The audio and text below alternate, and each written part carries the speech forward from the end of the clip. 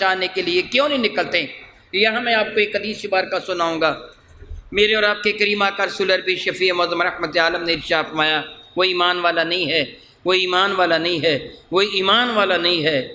صحابہ کرام تڑپ اٹھے، لیسا بمؤمن، لیسا بمؤمن، لیسا بمؤمن، وہ ایمان والا نہیں ہے، وہ ایمان والا نہیں ہے، وہ ایمان والا نہیں ہے۔ 3 مرتبہ میرے نبی جس کے حق میں یہ گواہی دے دیں کہ وہ ایمان والا نہیں ہے، پھر اس کے ایمان پر یقین کیسے کیا جائے گا؟ میرے کریم آقا سے صحابہ نے کہا، یا رسول اللہ، یہ آپ نے کس بد نصیب کے لیے فرما دیا؟ 3 مرتبہ وہ ایمان والا نہیں ہے۔ میرے نبی نے فرمایا، وہ ہمسایہ جو خود پیٹ بھر کے سویا ہو، اس کا ہمسایہ بھوکا سویا ہو، وہ ایمان والا نہیں ہے۔ میں تجھ سے سوال کرتا ہوں، کشمیر تیرا ہمسایہ ہے کہ نہیں؟ اقرار کر لو، بتاؤ، کشمیر پاکستان کا ہمسایہ ہے کہ نہیں؟ اس کی سرحد، اس کی دیوار تمہاری دیوار سے ملتی ہے کہ نہیں؟ فلسطین عرب کا ہمسایہ ہے کہ نہیں؟ دونوں کی دیواریں ملتی ہیں کہ نہیں؟ بلکہ اسرائیل نے تو قبضہ ہی فلسطین کے گھر پہ کر رکھا ہے، اس کا گھر چھین کر اس سے اپنا گھر بنایا ہوا ہے۔ ہمسایہ ہونا تو ہمسایہ، وہ تو قابض ہے۔ اسی طرح بھارت بھی قابض ہے، وہ تیرا ہمسایہ ہے۔ ابھی میں نے کیا بتایا کہ اگر تیرا ہمسایہ بھوکا ہو، تو پیٹ بھر کے سوئے، تو تو ایمان والا۔ بات بڑی سخت ہے مگر میں کہہ رہا ہوں۔ میرے نبی کبھی ارشاد فرماتے تھے، مسلمان ایک جسد واحد کی طرح ہے۔ کس طرح؟ ایک جسد واحد کی طرح۔ جسد واحد سے کیا مراد ہے؟ ایک بدن۔ میرے کریم آقا اللہ تعالیٰ جل وعلا ان پہ اتنی رحمت نازل فرمائے، جس طرح میرے کریم آقا کی شان ہے، جس طرح میرے اللہ کی شان ہے۔ مثال بڑی پیاری دیتے تھے، یہ میرا بدن ہے، اس میں کتنے اعضاء ہیں؟ 360 تو یہ جوڑ ہیں میرے بدن کے۔ پھر اعضاء کتنے ہیں؟ ایک ایک پور کو گن لے، ایک ایک انگلی کو گن لے، آنکھ ہے، کان ہے، پپوٹے ہیں، پلکیں ہیں، ناک ہے، وغیرہ وغیرہ۔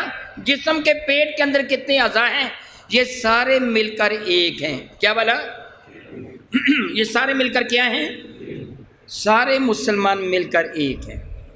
مثال کتنی پیاری دی، جس طرح تیرے اعضاء بدن الگ الگ ہیں مگر سارے مل کر ایک بدن ہے۔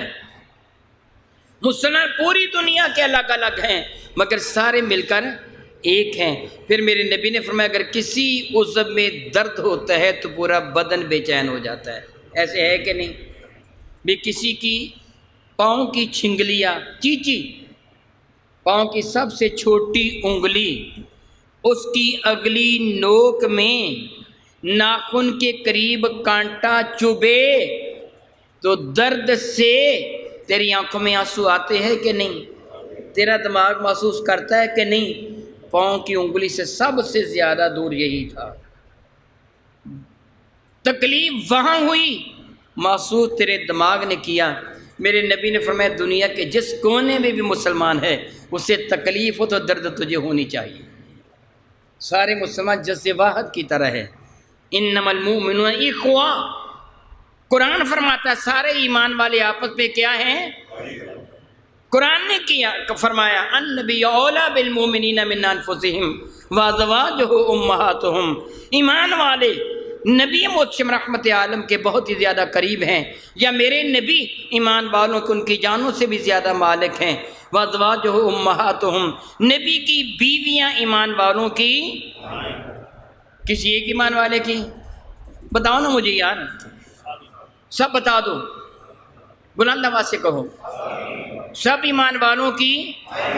جو بھی اپنے آپ کو کہتا ہے میں ایمان والا ہوں، وہ نبی کی روحانی اولاد ہے، وہ نبی کی روحانی، ان کی بیوی ہماری روحانی مائیں ہیں۔ ایک ماں کی ساری اولاد آپس میں بہن بھائی ہوتے ہیں۔ یہی ہے وہ بات، سمجھ رہے ہو میری؟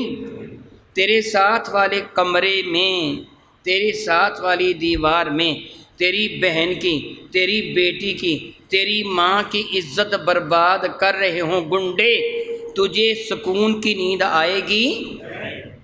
اگر آئے گی پھر تو کیا ہوگا؟ بے غیرت۔ کشمیر میں کیا ہو رہا ہے؟ یہ سب ہو رہا ہے۔ ہمارا ہمسایہ ہے، مسلمان ہے، وہ ہماری مائیں بہنیں ہیں، ہم خاموشی سے سوئے ہوئے ہیں، پھر غیرت مند کہوائیں گے؟ پھر یہ شور کیا ہے کہ جی تم نے 29 تاریخ کو عید کر لی، ایک روزہ کھا لیا، بے حیا باش، حق خواہی کن، بے حیا ہو جا، پھر جو تیرا جی چاہے کر، پھر پہلی رمضان کو عید کر لے، کون سی بڑی بات ہے؟ جب حیا ہی نہیں ہے، غیرت ہی نہیں ہے، تو پھر عید پہلے کر لے چاہے یا بعد میں کر لے، پھر کچھ کر یا نہ کر، غیرت ہی باقی نہیں رہ گئی۔ کیسے ہم مسلمان باقی رہ گئے؟ ہم پر فرض عائد ہوتا تھا۔ آج یہی صورتحال فلسطین میں ہے، اسی سے تو دو چار ہیں۔ کتنے بغیرت ہیں ہمارے حکمران اور عرب کے حکمران، جس طرح ہم پہ فرض تھا کہ کشمیریوں کی مدد کرتے، خواب خرگوش کی مدد نہ لیتے۔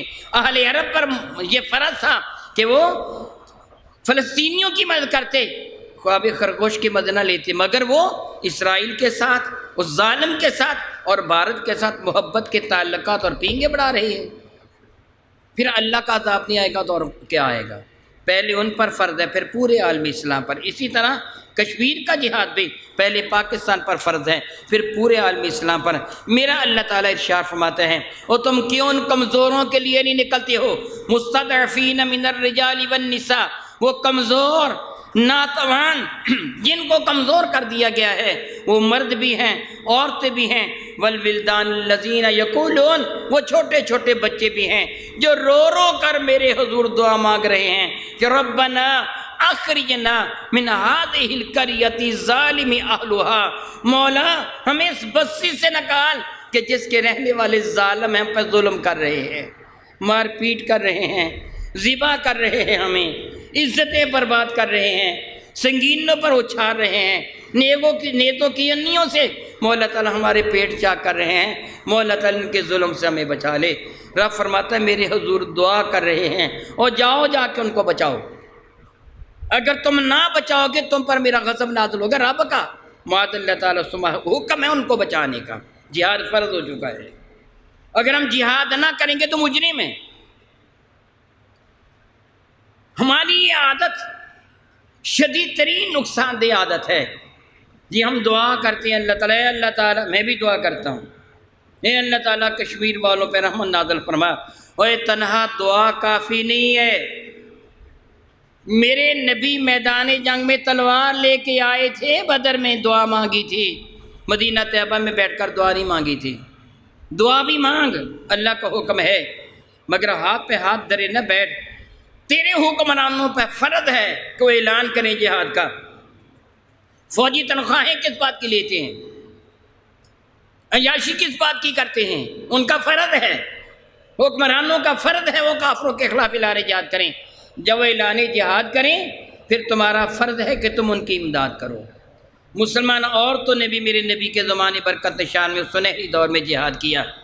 یہ نہیں کوئی لڑائی لے کے کرنے کے لیے تلواریں لے کے نکلی تھیں، نہیں، ایسے نہیں تھا۔